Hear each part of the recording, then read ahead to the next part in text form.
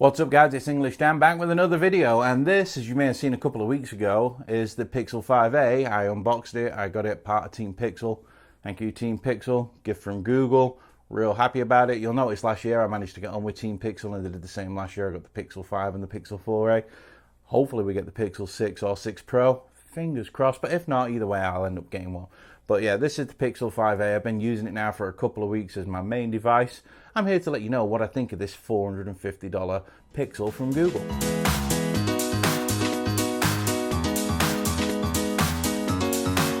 Alright, welcome back guys. So, it's no secret, if you know me, it's no secret that I love Pixels.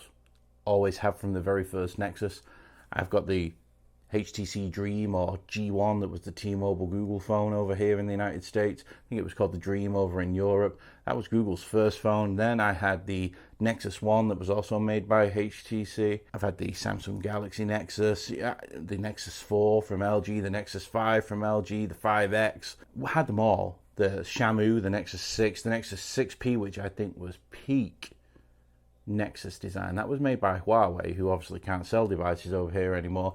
And then I've had Pixels all the way through. I've never been without a Pixel. I've owned every single one of them. So you could call me a fanboy, but I'm not, because I also carry several other phones. I carry 2 phones around with me every day, so I'm always swapping and changing. Not a fanboy, but my personal preference is definitely a Pixel. So let's talk about this 5a. And let me tell you how good this is. Alright, so this is the Pixel 5a. I think the screen on it is fantastic. It really is a good looking display. It's nice and bright, really sharp and detailed. It's not a high refresh rate screen. I would have liked to have seen a 90Hz display on this, but you know, it's not the end of the world. This thing is very fast still. It's not like you're going to use it and think, my god, that's laggy and jaggy, and it's not. You know, it's especially if you're not using another phone with it that's got a high refresh rate screen, you're not really going to notice it, or it's not going to bother you.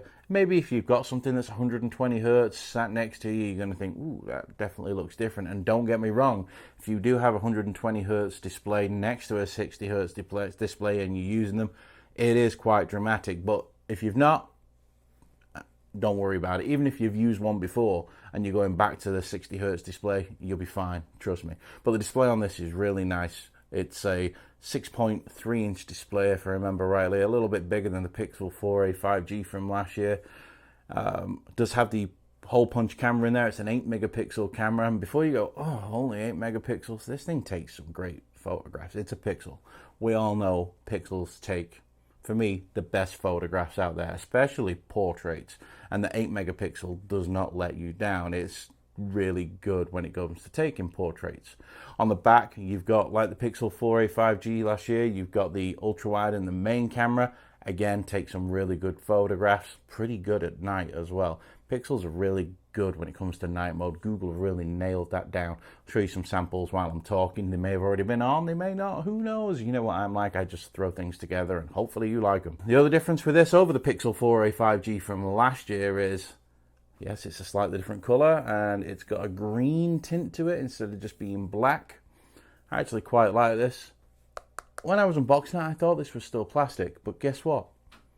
It's metal. So if you remember the Pixel 5 last year, the actual flagship version of the Pixel that came out last year, that had a coating over the metal body, and this is the same thing. It's got a resin coating over a metal body in this, and that's why it feels so substantial. I can't speak tonight. Yeah, it's weighty, but not too heavy, but it feels like really premium built, and that is why it's metal device, but it's coated in this resin. And you notice I have no case, and I didn't on the 4a 5G or the 4a last year, because I just really feel confident when I'm using this that I don't need a case. It's not slippery as such. I get good grip on here. It's no problem whatsoever. I like the way it feels, and I think they've done a really good job. The rear fingerprint sensor on this thing, let me tell you, since Google started putting fingerprint sensors on the back of their devices again last year, I know the 6 has got an in-screen fingerprint sensor, but this is the way to go for me. I mean, it's just so quick. It's accurate, fast, every single time. It's really not a problem. I love the rear fingerprint sensor, especially when you're pulling your phone out of your pocket. You can literally rest your finger on the fingerprint sensor and it's already ready to go. when you've got the phone in front of you.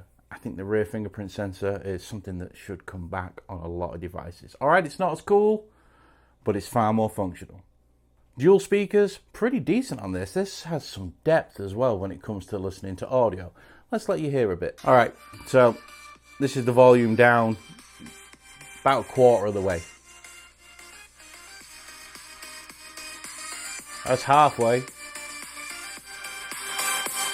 That's full.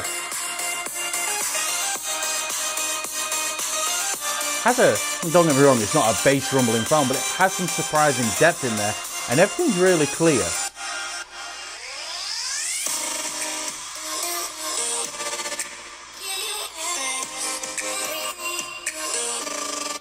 Anyway, yeah, sound on this thing is really impressive. I'm really happy when it comes to the sound. Let's talk about battery life in this thing. Battery in this lasts for days. Alright, not literally days, but I can get 2 days out of this, no problem. Absolutely no problem whatsoever. I have my brightness set around 50% as I could do on every other phone because I don't like my retinas burnt out. And I do use dark mode, which does help with the battery life because on an OLED display, if the phone shows black, it's not actually powering that part of the display on, so it does help with battery life, but I don't do it because I like battery life. The bright colors, I just don't like them. I'm just not into the bright whites or anything like that. But yeah, the battery on this thing just lasts and lasts and lasts and lasts. It does also have a headphone jack, which the audio does come out really good, but you can also use an amp, and this is the way I've been using it. I've been using an amp from Periodic Audio, and I've been plugging it into the USB-C port and then plugging my 3.5mm earbuds into it, using it that way. And let me tell you, the sound out of this thing rocks in combination with the Periodic Audio dongle that I got. I'm calling it a dongle. Dan from Periodic Audio is probably going to want to crack my neck. But yeah, sounds good that way. But it does also sound good coming out of the regular 3.5mm headphone jack. It's great for watching media on. Like I said before, the screen on this thing is really, really good. I'll show you quickly something on there. Let's hope I don't get any kind of copyright strike because that's just my look. But I just want to show you the detail. We won't play any audio, so that way we won't get copyright stricken. But I'm going to play something that's bright and colourful. Let's play Maleficent. I've got a 2-year-old little boy and I've got a wife who both love that film. And for me, it's really good for showing off displays. So bear with me. Hopefully my light isn't shining in here, but the detail on the actual display is fantastic. The colours look really, really good. Everything's smooth. You're not finding any lagginess in the videos or anything like that.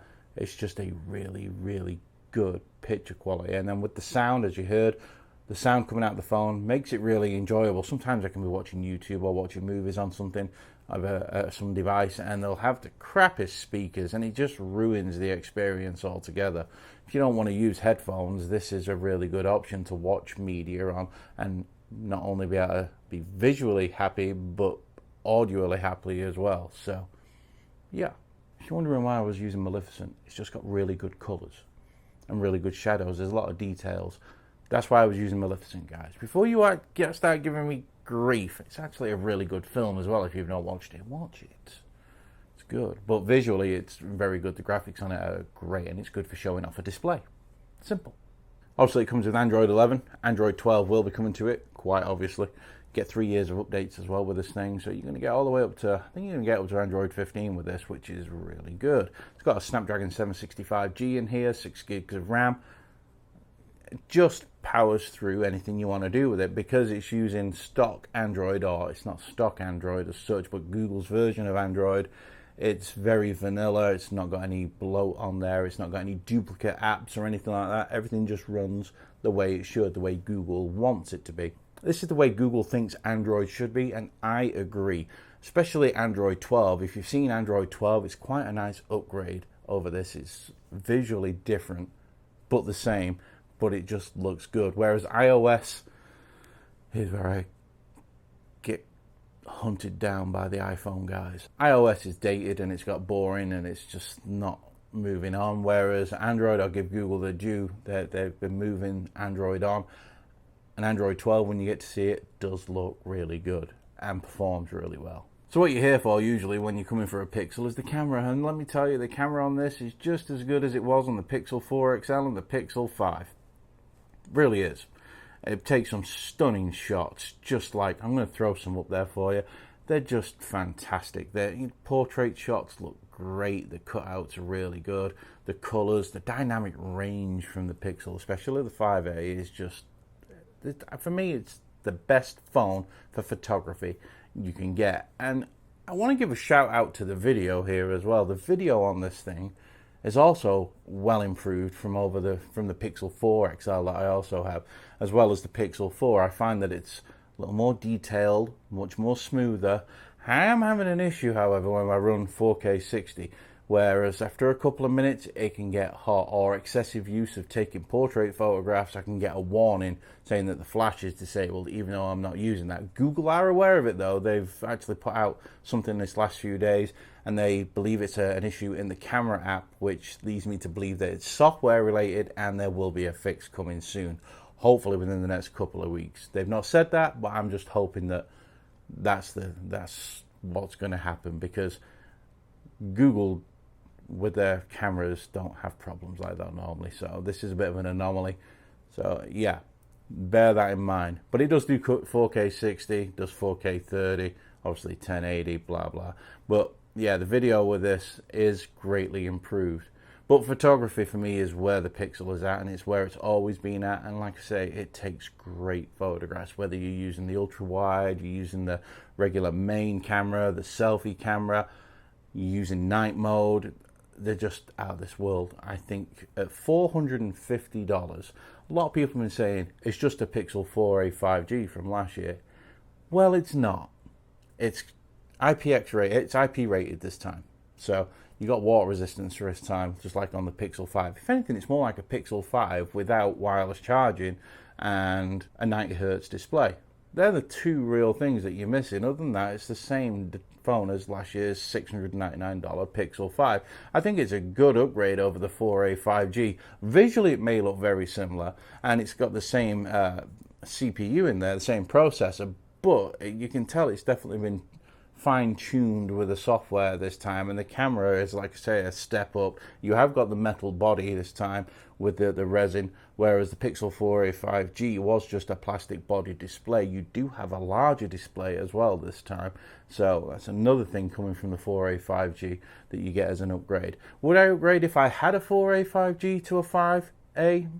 Maybe not. But if you've got a 4A, let's say, the last year's smaller Pixel 4A, or you're coming from the 3A series, you're going to absolutely love this phone. This is the phone for you. And if you're just looking for a phone that's under $500, that's going to offer you great performance, great sound, a really good display, fantastic camera, and battery life for days, the Pixel 5A 5G is also an awesome device.